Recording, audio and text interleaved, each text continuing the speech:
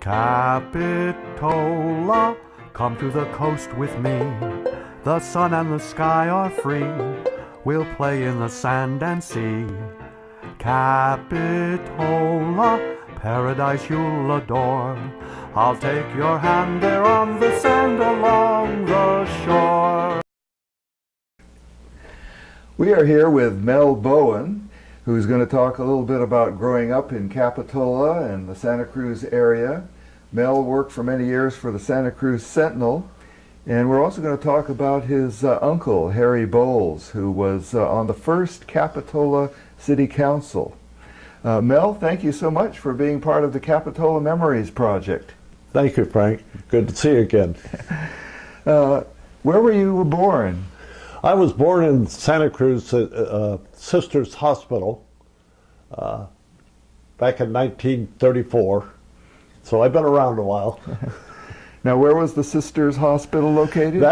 It was across from the Dream Inn, where the Dream Inn is now, and that later became the Dominican Hospital at Branch 40 Plaza before Dominican moved to their present location. Now, your family has quite a long history in the area, doesn't it? Yes, my mother and Uncle Harry Bowles, and they had a younger brother, Lee Bowles. They came from South Dakota in the early 1900s. And I think my mother was only 8 years old and Uncle Harry was 10. They had a home on Depot Hill. Uncle Harry's father was a house painter, and I think Uncle Harry and my grandfather painted just about every house in Capitola in those days. So this would be, what, 1930s, 40s?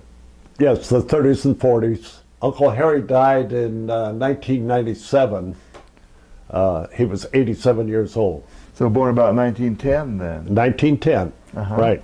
What did your parents do for a living? My father, Ray Bowen, worked for PG&E. Before PG&E, it was Coast Counties Electric. He loved climbing the poles and working on the telephone poles. He died at a rather young age. He was a gas meter repairman when he died. He was 57 when he died. My mother had a children's shop in Soquel. It was more of a hobby than a life-supporting business. But I remember my dad would take my mother to work and go to Madden's Bakery, and we'd get a pumpkin pie and go home on Capitola Avenue, on 505 Capitola Avenue, and we'd watch the ball game. So you grew up, although you're born at the hospital in Santa Cruz, the family lived right in Capitola? In Capitola, right. At one time we had 3 houses on Capitola Avenue. My 2 grandmothers were within a block and a half of our house. 609 was my mother's house, Mabel Bowles, and Uncle Harry. And at 523, which is now doctor's offices, that was my father's mother's house. Grandma Clayton, we called her. Well, that must have been nice, having a lot of extended family right close by. And there was vacant lots around Capitola too, where we could play. There's that Dignity Health Center at the corner of Capitola Avenue. I think it's Beverly, is that it? That was a vacant lot. My mother and father owned those lots, and I played baseball and football out there on the vacant lots. My dad he was going to build a dream house for my mother on those lots, and that didn't happen. They sold the property, and he bought a house on Burlingame Avenue, and that's where my mother lived until she passed away. So I guess most of your memories of Capitola would be from the 1940s and early 50s? Yes. Yeah, I went to Soquel Elementary School for 8 years, and I'd walk to school from Capitola, And there, where Nob Hill is now, that was just berry farms. And across the street, there was more berry farms. I'd pick berries as I was going back and forth to Soquel Elementary. I was one of 100 students at Mission Hill and Branch 40 were overcrowded. We had no intermediate school then. And I was one of 100 that got to go directly into Santa Cruz High as a freshman because of the crowded junior high schools. Now, junior high was ninth grade then, was that it? Ninth, yeah. That was junior high. I know that was the case when my mother went to Mission Hill. Right. She went there just for ninth grade. Yeah. So a little bit different system from what they have now. Quite different, yeah. Did you go by a bus take you over there? Went by bus mostly, yes. The bus would pick us up in Capitola and take us to Santa Cruz. But in those days, after a high school football game, I could hitchhike home. Mm-hmm. It was pretty safe in those days. Mm-hmm. Now this was before the freeway was built, correct? The freeway was built in 1948. That's the same year that I finished Soquel Elementary. Mm-hmm. So do you remember a little bit about what it was like seeing that freeway go in through there? Yeah, I do, yeah. Must have taken out some houses. A few, I guess, but there weren't a lot of houses. In fact, it wasn't really a freeway in those days. When there was cross streets and there were some bad accidents. So when it first opened, it was not all closed off? Right. I thought from some old photos that was the case. Yes. So I'm glad to hear you confirm that. Yeah. It looked like Monterey Avenue for a while continued on across. It did. It did. Okay. What about Park Avenue? Did they have a bridge there early on? Or? I don't remember. I guess Bay Street they had a bridge right from the start, right? Yeah. Mm-hmm. We had a 2-lane road from Santa Cruz, Soquel to Santa Cruz. Well, the freeway was 2 lanes, or the freeway was 4? Well, no, it was 2 lanes for a while, and then it became 3 lanes, and then they divided it. Well, tell us some more about things around Capitola, the theater and the wharf, and some of the businesses. My sister and I used to go to the movies at the theater. And they were very reasonable. We'd go there on the Saturday afternoons, watch the matinees. The wharf, I did a lot of fishing off there. In those days, we could catch perch, and you'd have 5 hooks, and you'd pull up 5 perch at a time. Wow. And the limit was 25.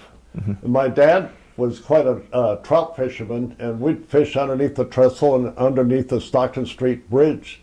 And we were allowed to keep 25 trout.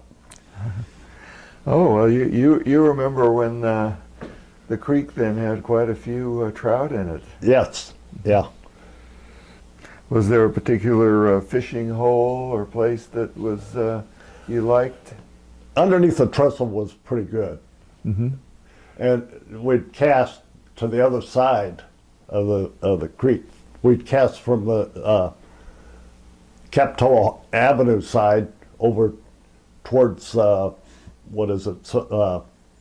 Road, where it comes down the hill, and that was a pretty good spot. There was also a hole up about where Nob Hill is now, mm-hmm. And we fished there quite a bit. It was fun. I've heard that was another good spot. Yeah. You mentioned playing a ball in the vacant lots around Capitola, so I guess you really liked sports from a young age. Oh, I did. In fact, that's kind of an interesting story. A friend of mine named Richard Brecken, one of my childhood buddies, told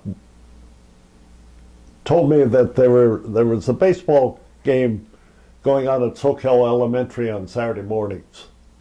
And I thought, well, maybe I ought to check that out. So I went over there, and I met Gene Dakin, who drove the truck for vapor cleaners, and he was teaching kids baseball. We didn't have Little League.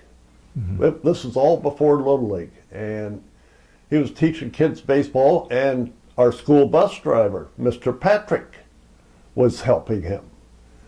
And his son was a pitcher, a left-handed pitcher. Well, later on, when I was in high school, Paul Patrick was the pitcher for our high school team. Oh. And I wasn't really very good at it, but I enjoyed playing, and they taught me how to hit. And Gene Dakin taught me how to bunt. And that was something that I perfected fairly well. And later on, when I kept playing sports, I was batting second because I could get the ball down with the bunt and advance the runners. You mentioned you wrote a book about your life, and in there I noticed you mentioned about starting a team called the Capitola Cubs. Yes. When did that occur? Okay, Uncle Harry was elected to the city council in 1948. This is when I was an 8th grader. Well, I guess they didn't take office until 1949, but I think the election was November of 48. And there were, up near El Salto Resort, there was a vacant field up there, and I got some of my buddies to go up there and we'd play baseball. And we organized a softball team to play in Santa Cruz, a youth softball team. There were so many fast pitch softball teams in those days that they had A, B, and C league. Well, my C league team was the Capitola Cubs, and Uncle Harry got the Capitola City Council to donate, I think it was, I don't know, it was maybe $30, $40 to help find, and that paid our entry fee. I see. And then our kids' team would go in and play softball in Santa Cruz.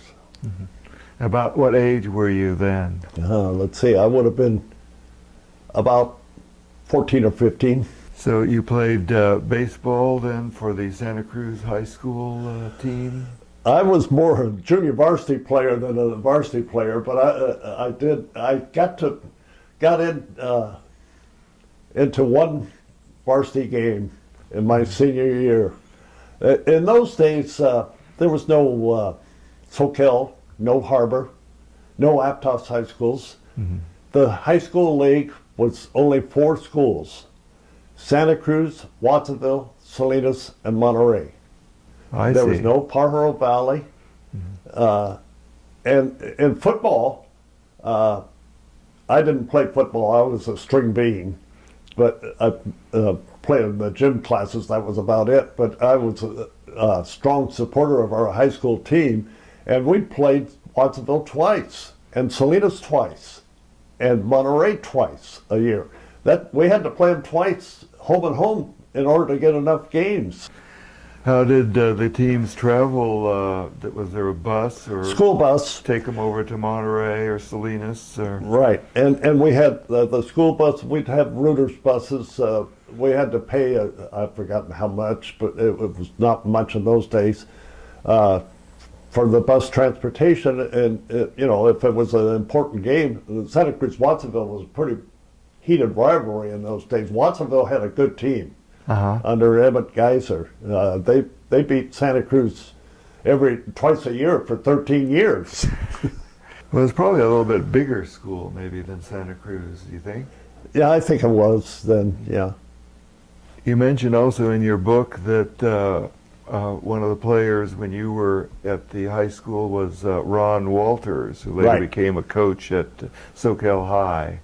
Yes. Was he a pretty good baseball player in his youth? He was. I think he may have even played a year for the Dodger organization in Bakersfield. And in the farm league. Yes, it was the California League in those days. They still have the California League, but our second baseman, I was a backup. to both Ron and our second baseman Marty Norman. Marty played for the Fresno Giants. What were some of the jobs you had in Capitola when you were growing up? Yes. Friends of my parents had the red and white grocery store right downtown Capitola on the village. And I'd bag groceries for them.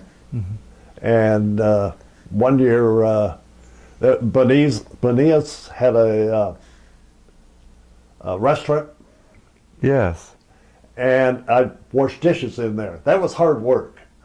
But I did it. I earned a little extra money for my school clothes and things that I needed. Books. What kind of restaurant was it? What sort of food did they serve? Do you recall? I think it was Greek, but I really don't remember. Well, he was from Greece originally. Yes. Yeah. Uh-huh. Also, didn't you sell newspapers? I did. On the beach at Capitola.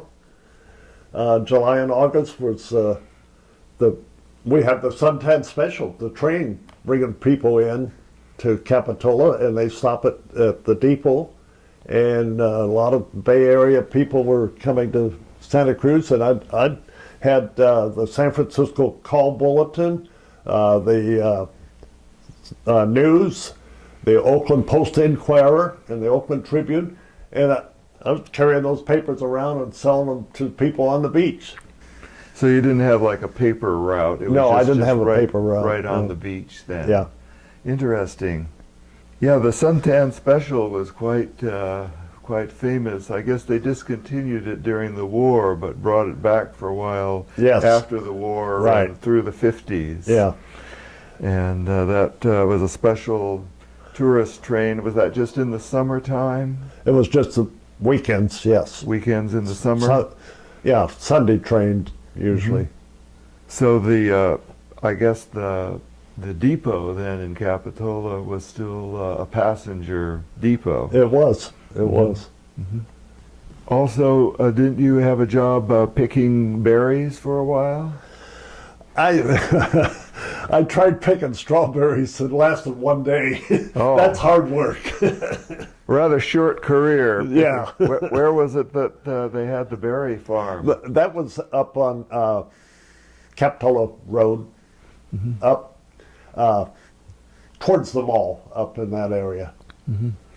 Yeah, I was surprised to learn a while back that there were several places around Capitola in the 50s where there were large strawberry patches. Right. I think there was another one at Opal Cliffs and one up where the airport had been earlier.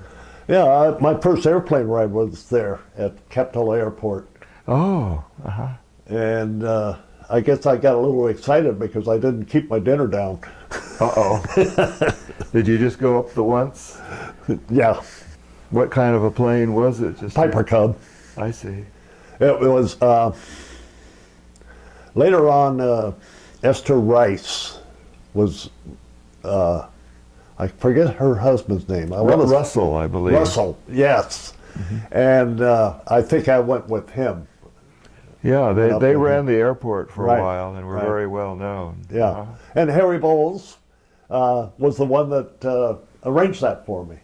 Well, we should move on to talk a little bit more about Harry Bowles. So tell me a little bit about his, your uncle was very important to you, correct? Yes. Because my dad died at age 57, I think it was 1963. Yeah. Because he was born in he used to say the earthquake, San Francisco earthquake, shook him out of the womb. Oh, he was born the same year as my father. My father was born in 1906. Oh, really? A little later in the year. Yeah. But my Uncle Harry became like, he was the patriarch of the family after my dad died. He was like my father for about 40 years after my dad died. And he was quite a baseball fan. A sports fan, and as you said, he had a painting business around Capitola. He painted just about every home in Capitola, and he was elected to that first city council when they incorporated. Brad McDonald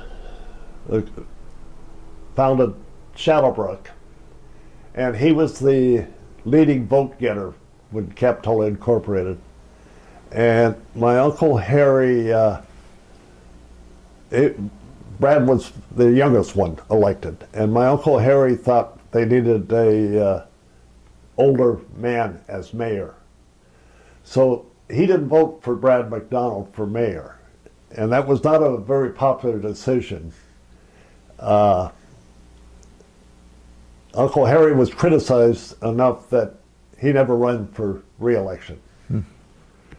And to this day, I kind of wish he had. But he had a gift of chat. He was much relaxed, talking to people, enjoyed talking to people. And his house on 609, when they moved from Depot Hill to 609 Capitola Avenue, he had a nice big front porch there. The house is still there. He would sit out there on the porch and chat with people as they'd come by. He just had a gift for gab. And I think that that's why he was elected. The house was called, and Randy Wagner, my nephew, has the sign up at his home in his backyard now in Auburn. But the house was called Linger Longer. And I think that was so appropriate for Uncle Harry because of his gift for gab. Yes, I think I read in the obituary it said that he knew just about everybody in Capitola.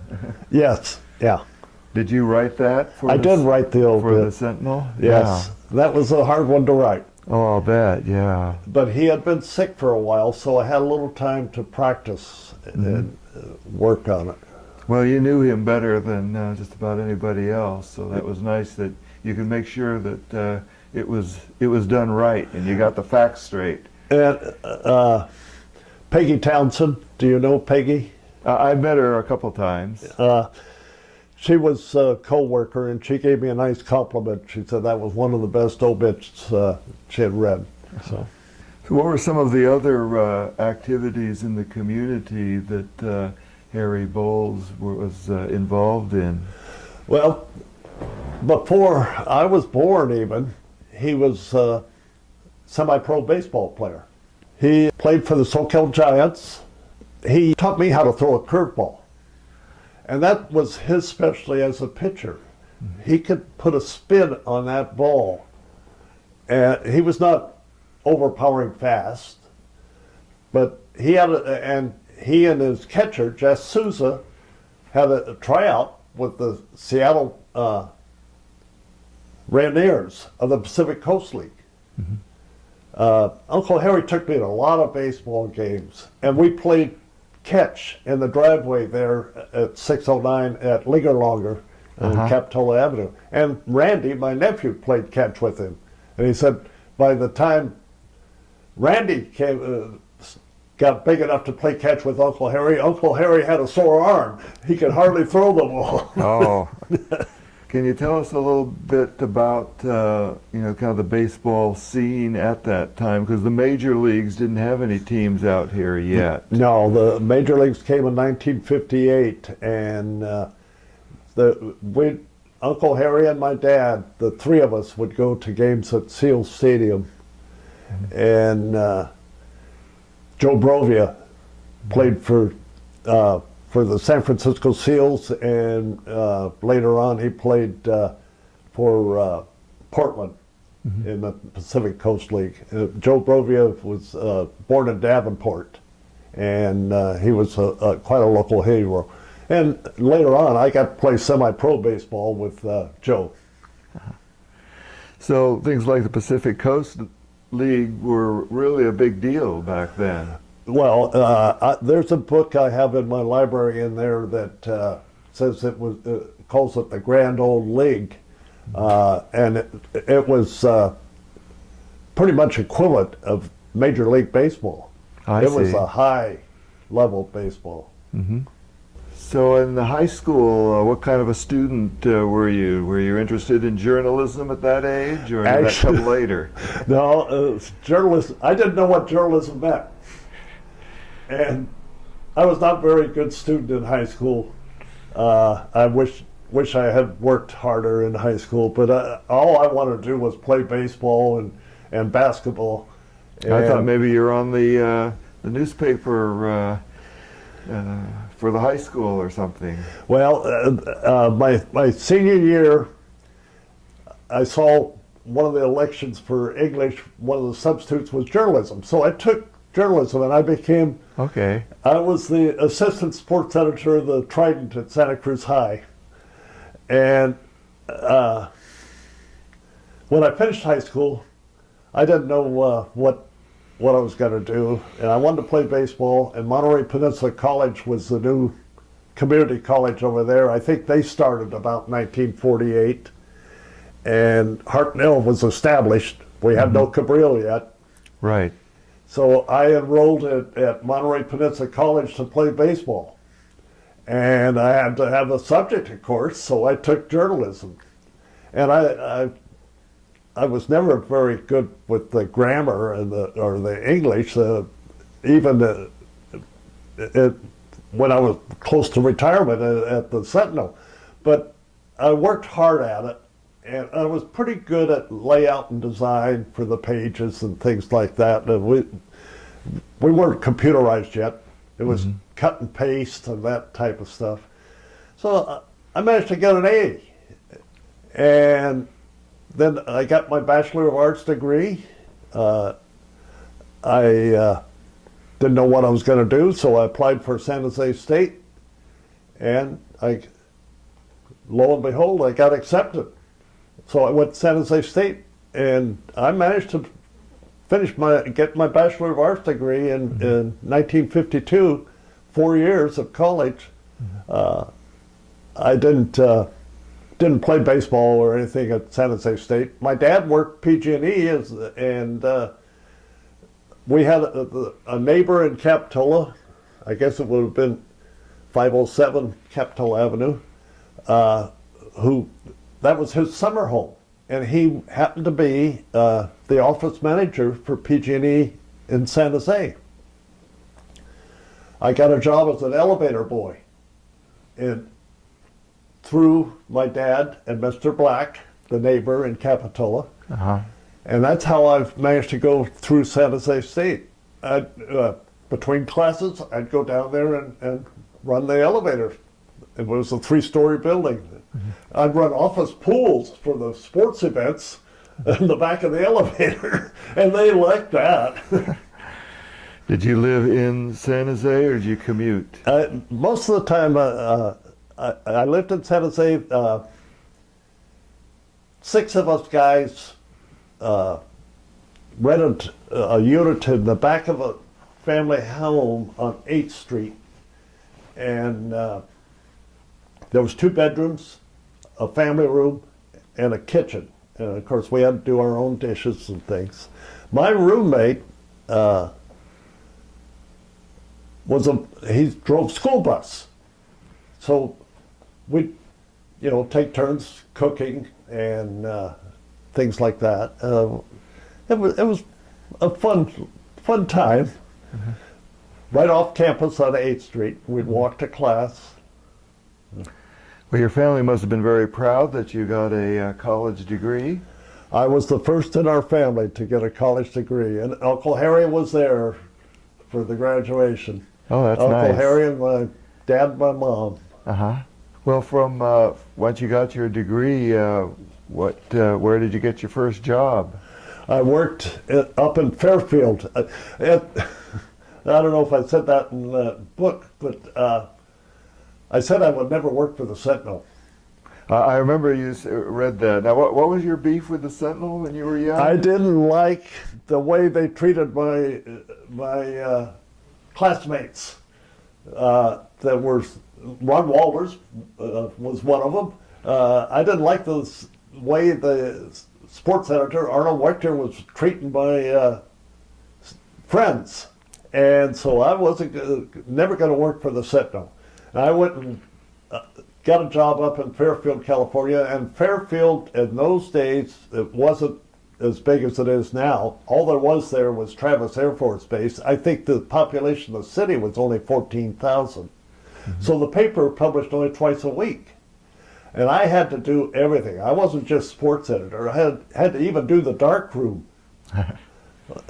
process the films. We used the speed graphic, which I learned how to use at San Jose State. That's a camera, right? Right, that's a camera. And well, that's probably good as a young person starting out, learning a little bit how to do everything. It was good background for me. And then after about 9 months, my mother and dad were in Capitola, and I was homesick. And I decided I was, I think it was the 3-day weekend for President's Holiday. I was going to come down here, and I said to Fred McPherson, I stopped in to say hello to him. Fred McPherson the second. And he was one of the owners, right? He was the publisher of the Sentinel, yeah, right. And he sent me over to Gordon Sinclair's house on Pacheco Avenue in Santa Cruz. And Scotchy, Gordon Sinclair, Scotchy they called him, and I talked for about 2 hours for the newspaper business. So I went back up to Fairfield, I guess it was a Tuesday. I went back to work, and I get a phone call, and he offered me a job. I was making $85 a week.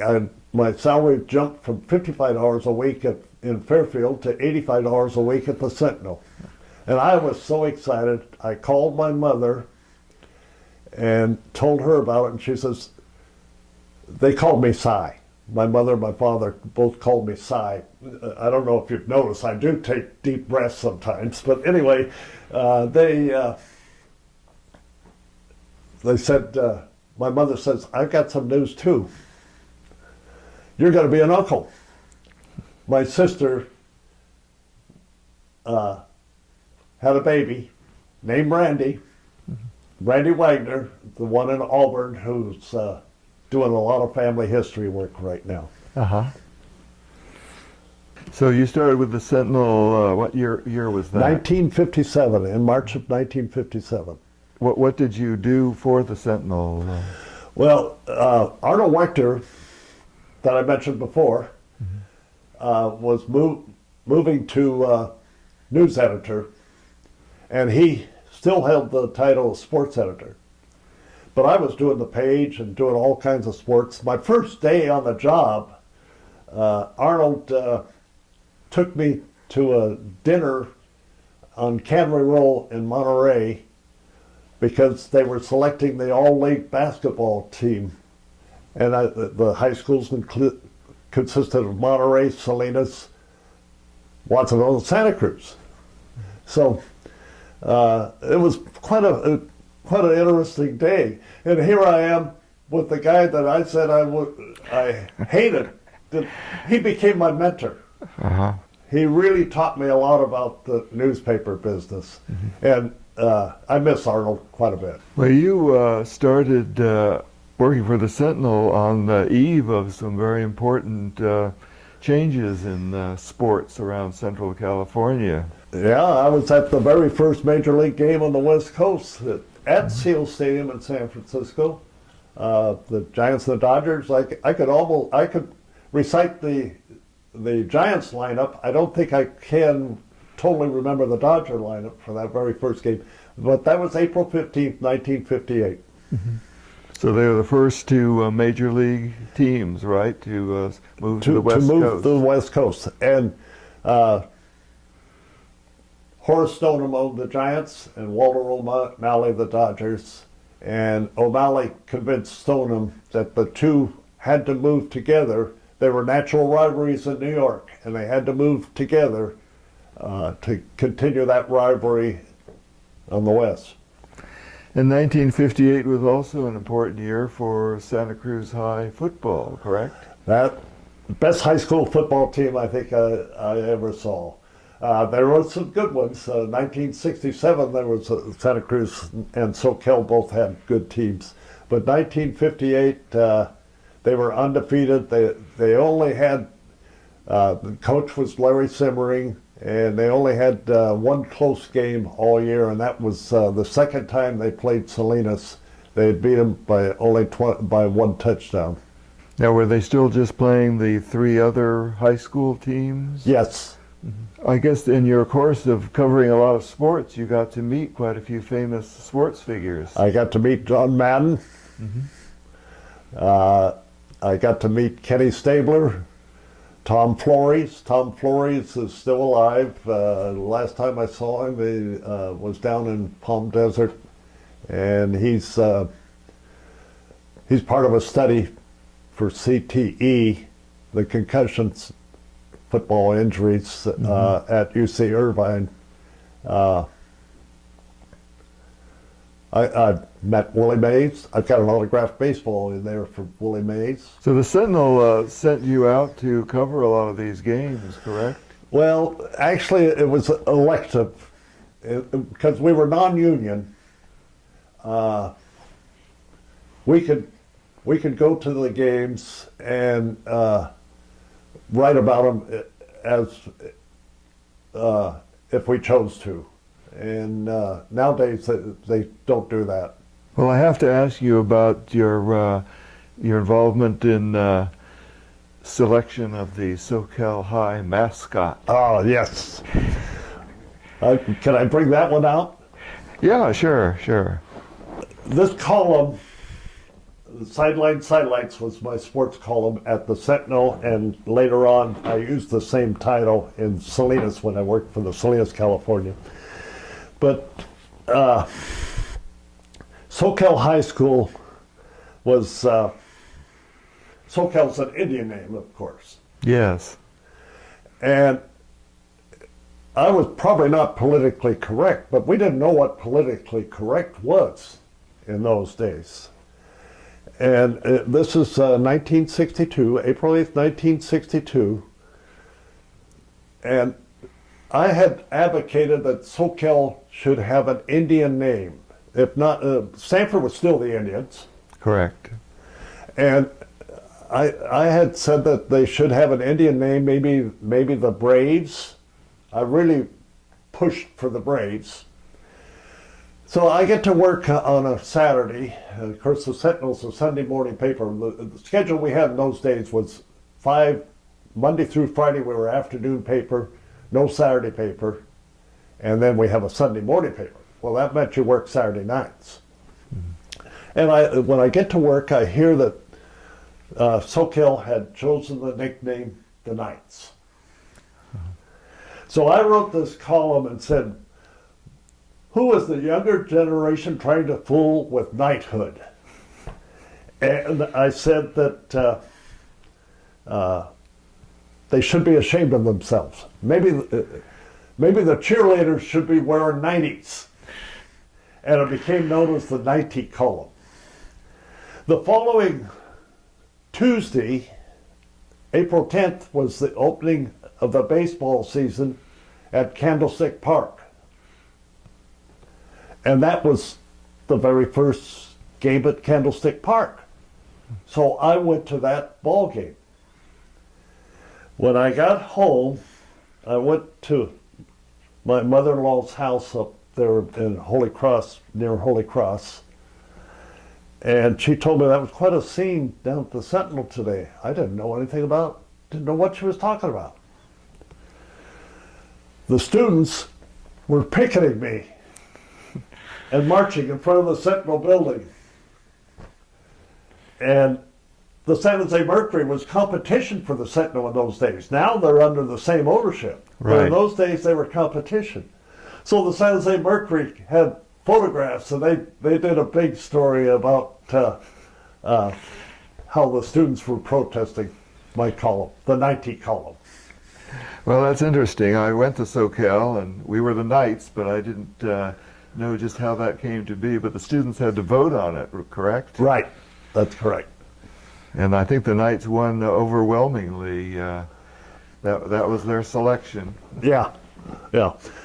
So I guess I wasn't politically correct, but A few years ago at the Capitola Museum, we did a special museum-wide exhibition about baseball star Harry Hooper, Right. who lived in Capitola for many years and was elected to the Hall of Fame. And one of the stories I used as a resource was an interview you did with him back in the early 60s. Harry Hooper was a good friend of the family. He was on Harry Bowles' bowling team at Capitola Bowl. And my father and uncle, Harry and Ray Bowen, were having beer, and they were having a good time. And Harry Hooper was a professional. Winning is everything when you're a pro. He was not very happy with my father and Uncle Harry for having beer and having a good time. He wanted to win.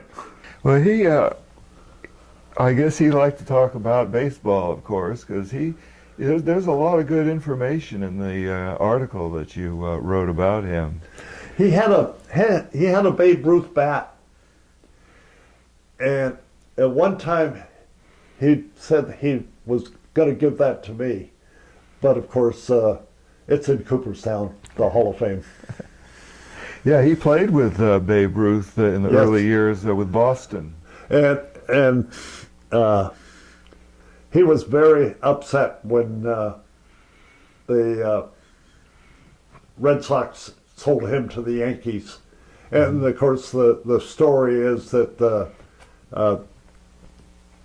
the owner of the Red Sox was trying to finance a play. No, that. Tell us a little bit about some of the other people who worked at the Sentinel. What sort of a person, for example, was Scotchy Sinclair? Scotchy, I worked for him 10 years as in sports. I was sports editor. I became sports editor about 6 months after I started there in 1957, and I was afraid of him. He was really a smart guy. He was well read a lot of books. His desk was kind of a mess.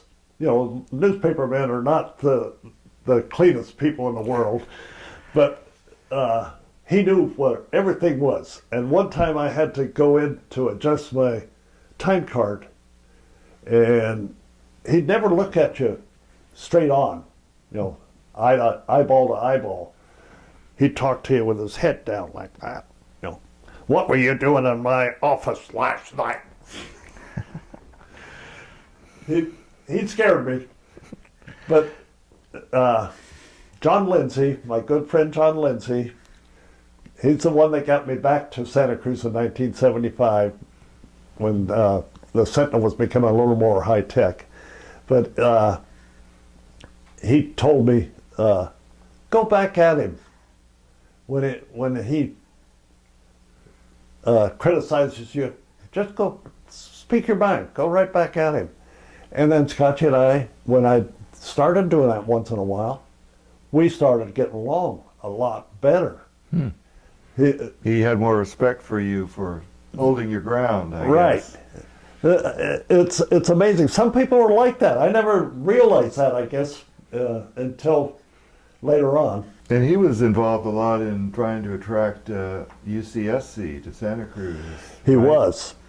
He was. In fact, he put out a special edition when UCS, and I was doing I was scorekeeper for a basketball game at the Civic Auditorium. I did a lot of scorekeeping, and I was told maybe you should get back over there and help him put out that special edition.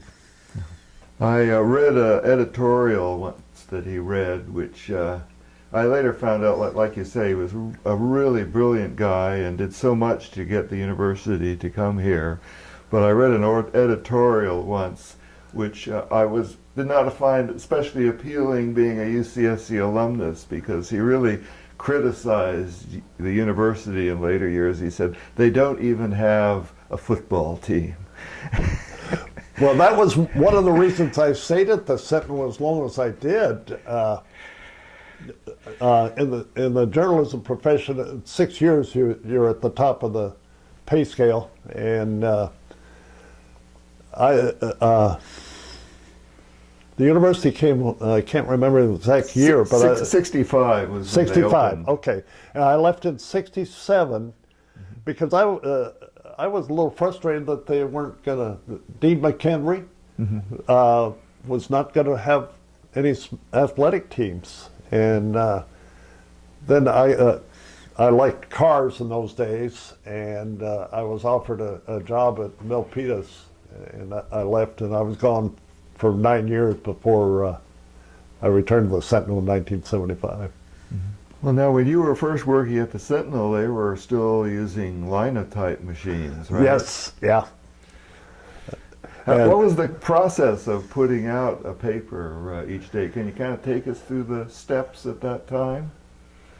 Well, in the editorial department, we had, most of the letter-sized sheets. We'd cut them in half, and they were not slick paper, and we'd had pots of rubber cement, and we'd cut and paste the stories. If we wanted to move a paragraph from the bottom of the story, maybe it's the third page, third half sheet, we'd cut it off, put some rubber cement on it, and move it over to the page one.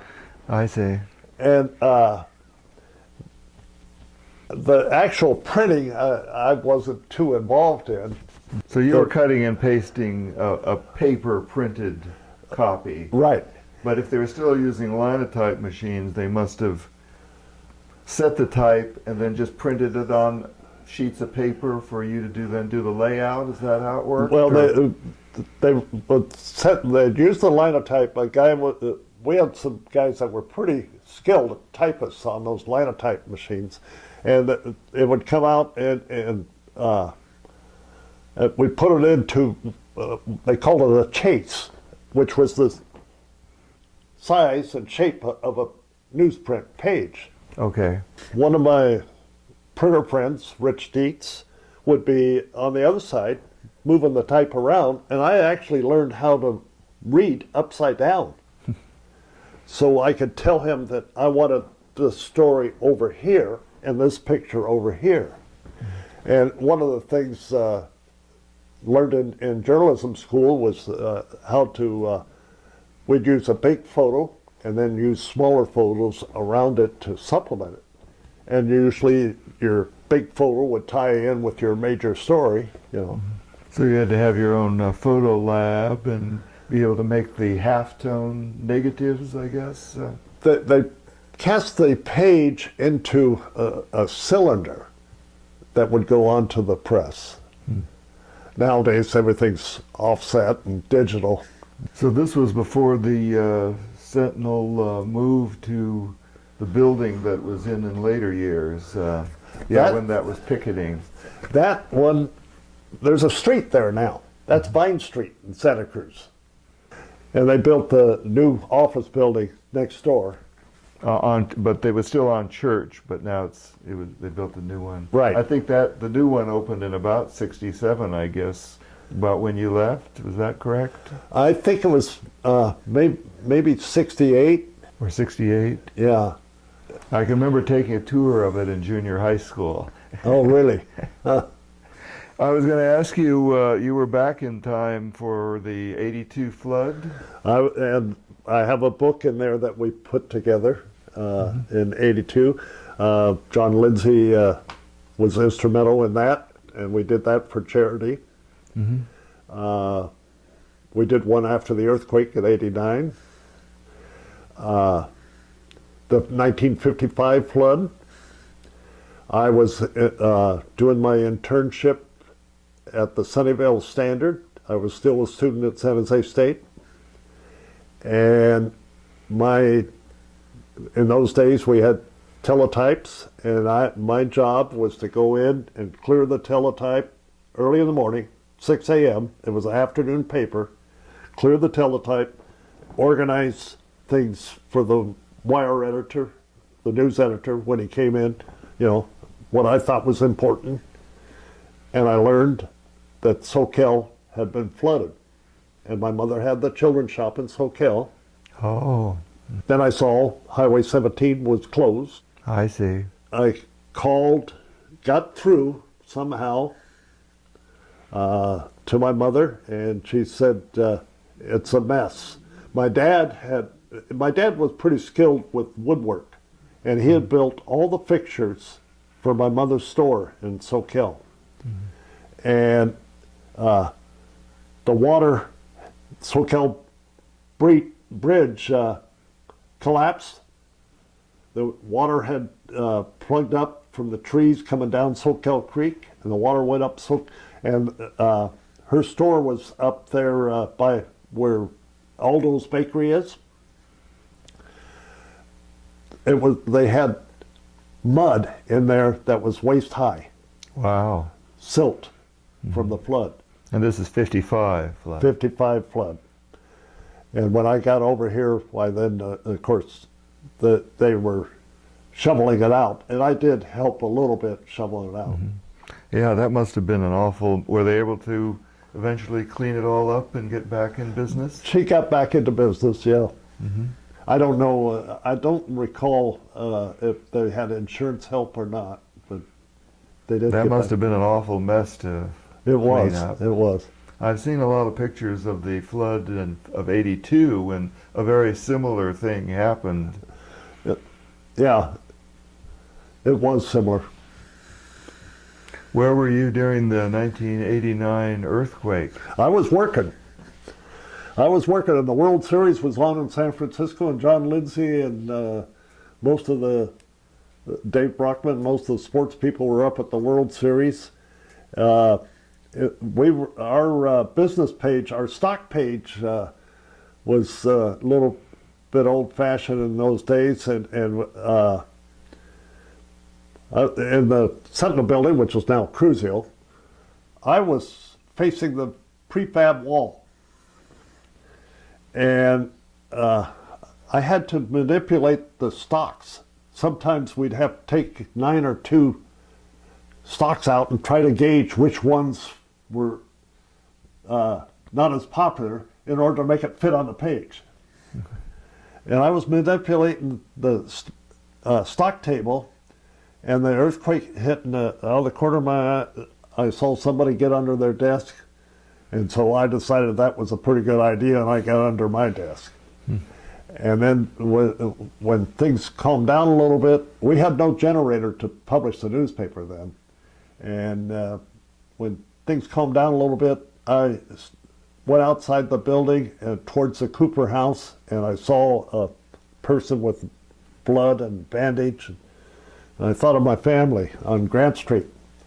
My wife and our daughter, and her mother was in an apartment behind us on Grant Street. And I asked permission to go check on them. And I got home, and Kathy and Nikki come around the corner, and they said, everything's okay. Our fireplace stayed up because it had some rebar in it. But both sides of us, the neighbors lost their fireplace. So did you go right back to work then for the paper? Yes, I did go back to work. And because we had no generators, we could not publish for a couple of days. And the San Jose Mercury was in competition with the Sentinel, but they called us and offered to help. And we were able to put out a newspaper. We had switched from afternoon to mornings. When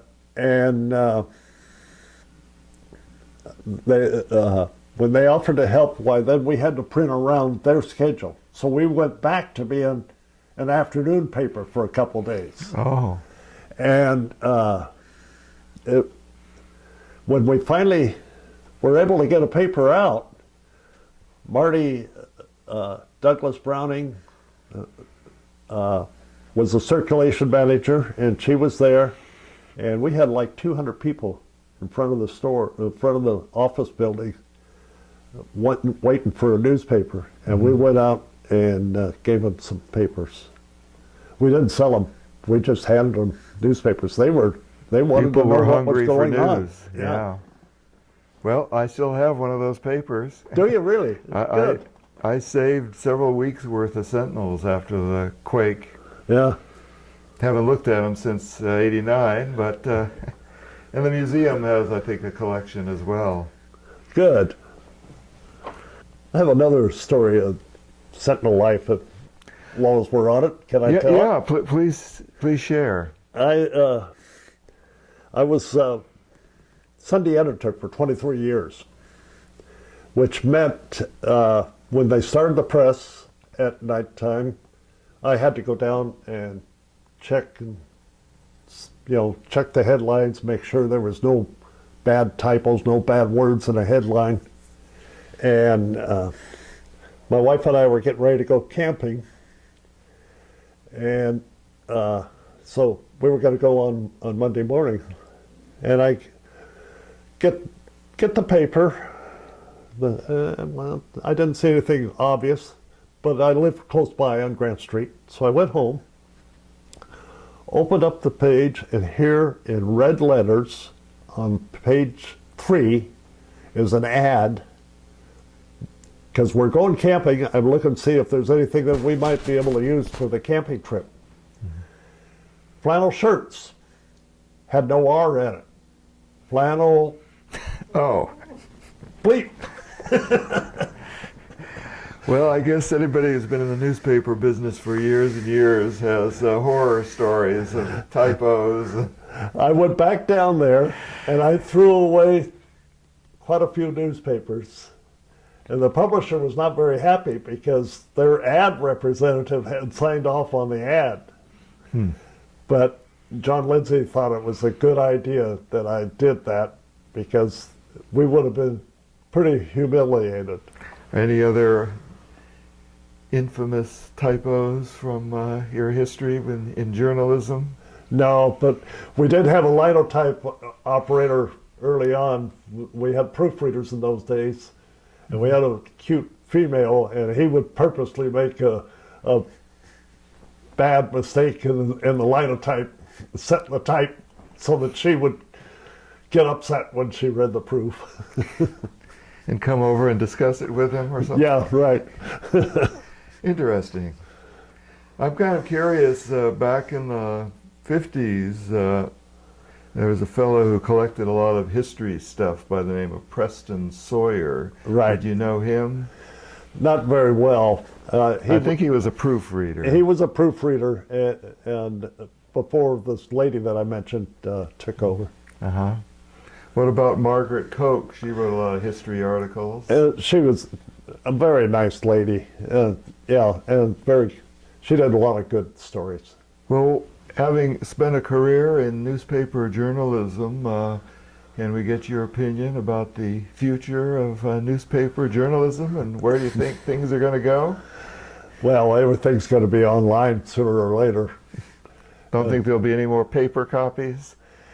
I hope there will be for a while, at least through my generation, but I think their days are numbered. We got those satellites going around up there, and that actually the first Persian Gulf War, I think people discovered cable TV and how fast the communications have gotten, and that's I'd like to say that when I retired in 1997, that started the decline of the newspaper business, but it started before that. Okay. Well, thank you so much for being part of the Capitola Memories Project. I'm glad to be part of it. Thank you.